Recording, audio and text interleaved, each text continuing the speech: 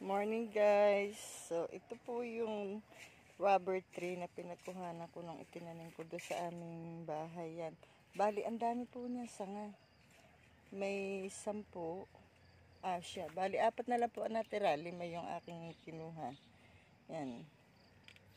1, 2, 3, 4. So bala ko itong, hindi ko na muna siya kukunin kasi bala ko siyang bonsayin.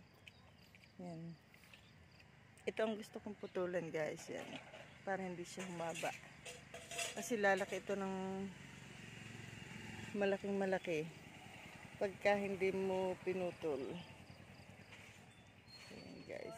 Morning po! Yan po. So, ito guys, yan. Kinalat ko yung winalis yung aming pinagsilaban para maganda-gandang tingnan.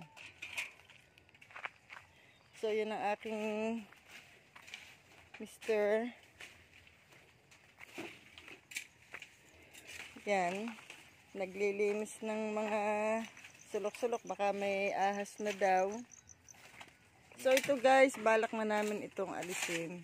Kasi, delikado na siya. At nung huling bumagyo yan, tumagilid na. At baka sa susunod na taghangin, bumagsak siya, maraming masisirang halaman. Katulad na rin kalamyas. Pag ito'y humibay, baka maputol. Yan o, sira-sira na rin guys yung kanyang mga kawayan.